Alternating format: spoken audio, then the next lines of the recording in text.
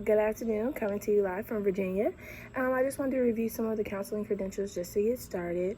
Some of the requirements are basically 60 semester hours or 90 quarter hours, usually granting at least 600 hours, including 240 hours of supervised internship.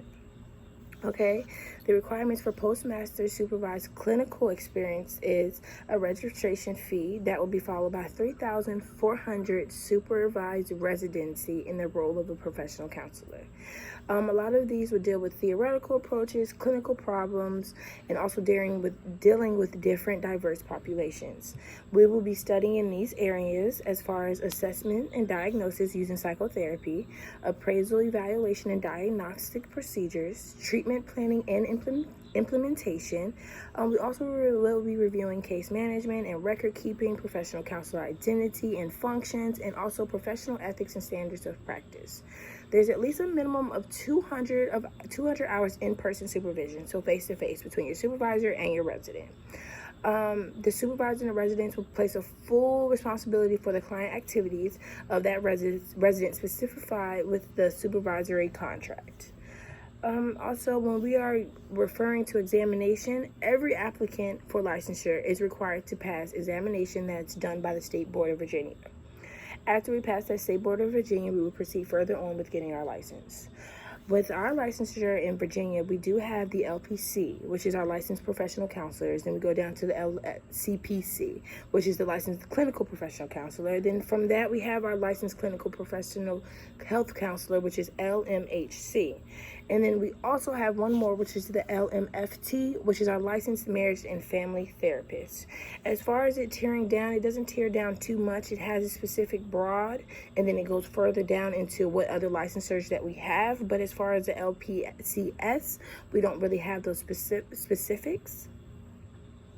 The scope of practice for Virginia is basically the professional can practice only within the boundaries of their competence, based on their education, their training, their supervised experience, the appropriate professional experience, and the presentation of their education training.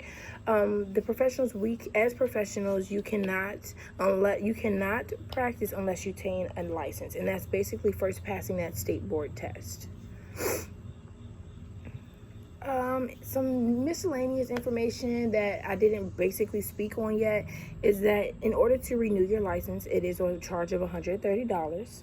You can renew your license every year before June 30th. I like that a lot because it gives you a set date and when to look forward to. You know, your test is coming up, June's here, you have until the 30th to basically take your test. And I thought it was very interesting how you have a set date and it's not something that you could just randomly go do whenever. No, it's June 30th, you take your test, you renew your license, you pay your $130. Another important or miscellaneous facts I found is every applicant for licensure by endorsement shall have passed a licensure examination in the jurisdiction in which licensure was obtained. So before you get your license, you have to pass that test where you learned it, where you received it from.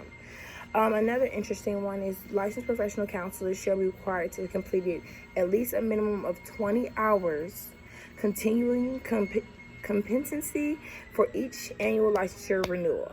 A minimum of 2 of these hours shall be in courses that emphasize the ethics, standards of practice, laws governing, and behavioral science professionals in Virginia. I really like doing this assignment. I feel like I got more in depth about what Virginia requires. I'm very interested in hearing what your guys' state requires. I see that some of us are actually from Virginia, so hey, shout out to you guys. Good luck with everything, and I can't wait to dig deeper into our credentials. Have a great one.